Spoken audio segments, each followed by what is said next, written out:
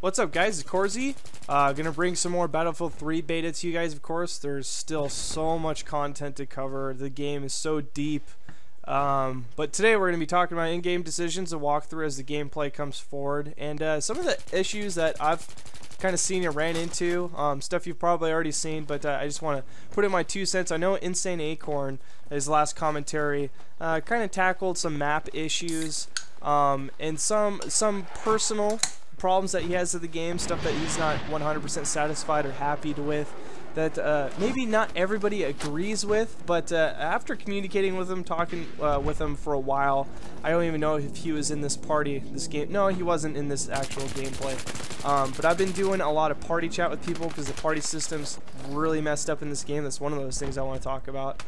It's just fundamental to Battlefield, and especially Bad Company 2, is partying with your squad, because the game is so objective based. And if the party system's messed up in the game, oh, I thought I had a happy birthday here, but I got a little bit too anxious, and I was gonna knife all these guys, but this guy turned around. He must have had headphones on and heard me. Unfortunate, because that would have been absolutely awesome and would just added even more to this video. But nevertheless, so what I've been doing is just keeping into these Xbox chat parties with guys that are on my friends list, subscribers, friends online. Insane Acorn, even with the time differences, he's probably playing on totally different servers as well. I actually did join in on a game of his, but it was he might have pulled a couple recordings too, but man, it was just unbearably laggy. I could do little to nothing.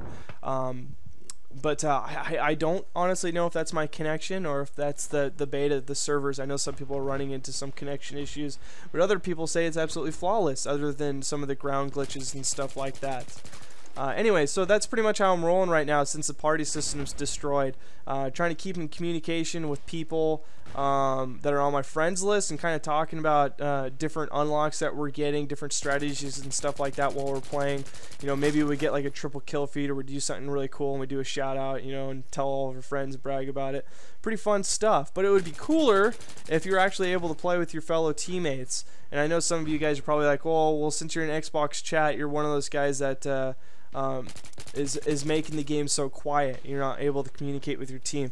There's something that's very, very unusual with this game, and I think it's because there's one of the ground glitches. I quickly get out of it because it's so cheap. With that ground glitch, you know, it opens up visibility across the map. It actually cuts through objects and hills and stuff. You can shoot through and hit people. It's really, really cheap, and there's a bunch of guys that are exploiting these glitches and actually deliberately going underneath the map to get easy kills. That's one of those things maybe I possibly will address later on in this commentary.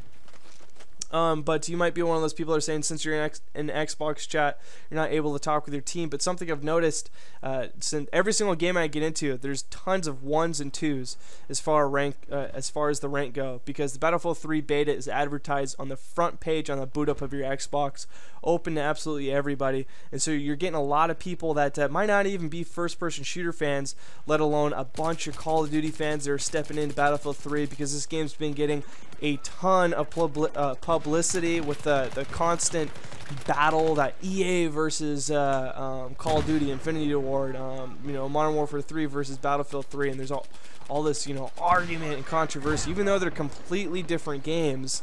And Modern Warfare 3 is actually the same game as Call of Duty 4, just with a little bit of changes, but I'm not going to really get into that. Anyways, so, but the reason why I brought that up, to try to, you know, preface why I'm in Xbox chat, and I might be one of the issues, one of the people that's causing the silence in the game. But since you have all these new people that are stepping into play Battlefield 3, there's a lot of things I'm noticing as far as the lack of teamwork goes. You're not seeing a lot of the assault class, which is the guys that have the medic equipment. They're not dropping a lot of health.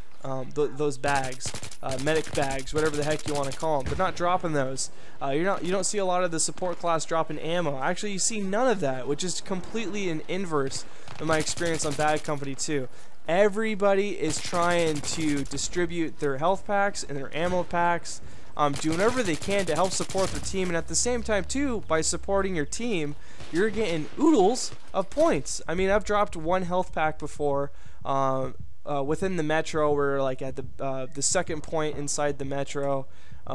trying to capture B, and we're all just packed up on the stairs, and guys were just taking tons of fire. I dropped like a couple health packs, and I think I got 280 points off of one bag, which is a lot of points. And so not only are you helping your team, but it's going to help you guys out too. And a lot of people aren't doing that, but I think it's just because all these people are stepping into this beta that might not even be first-person shooter fans, let alone people that are coming over from Call of Duty that don't understand the mechanics of the game, and maybe they're just too captivated into the weapons and the customizability now that is allowed in the weapons that they're not even paying attention to their kit options.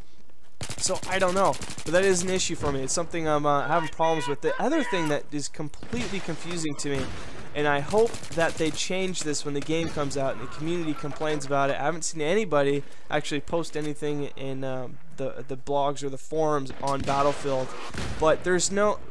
In Bad Company 2, you can use spot people, and spot works differently, and that's probably something I should get into too in this game. And it works a lot differently than what it did in Bad Company 2, and I kind of had people say, you don't spot anybody. But I try my best, but spots disappear quite fast as soon as someone ducks behind cover.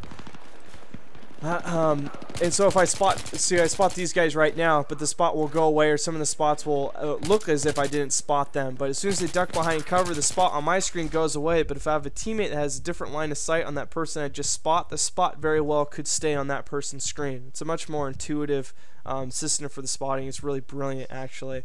But something that I left out from Bad Company 2 is that back button also doubles for team communication. So if you have a support class or a medic class and you want to communicate with the guy that possibly might not have a mic, or he might be in Xbox chat or something like that, it'll actually do in-game sound, and so it's not something that will come over the mic. And so if someone's in Xbox chat, they will still actually hear the sound.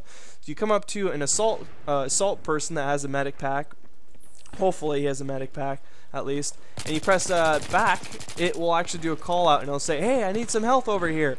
And so he knows that there's someone by him.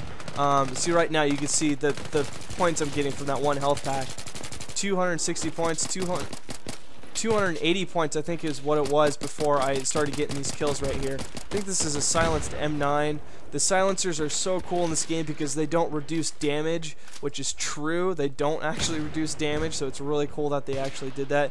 Another thing, I'm kind of bouncing all over, going in tangents, but there's so much content in this game, so I apologize for that. Someone said, or noticed in the video, that some of the weapons have like 31 bullets, like this one for example, or you see 21 bullets. And they're like, as if 30 bullets wasn't enough, they gave you one more bullet. Well, it's they did a really good job with actual weapon mechanics.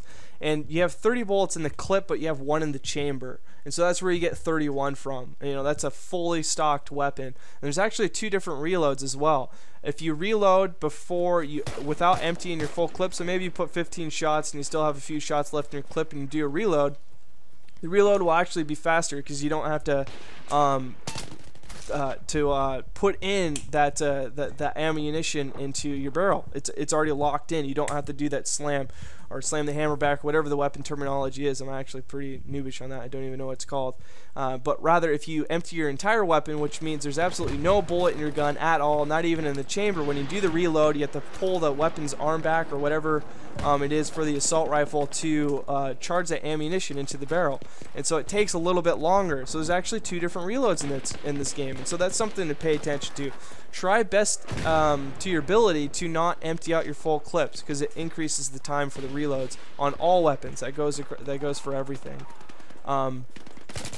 So I've talked about the limitations in the team communication. I'm not hearing that a lot, but that, you know, the objective gameplay is going to start coming out when the game actually releases, where you get these true Battlefield veterans, because this is free. And so you have a lot of these guys that are just kind of jumping on the bandwagon, testing out the game. That's totally different from the consumers that are actually going to be dropping $60 on this game.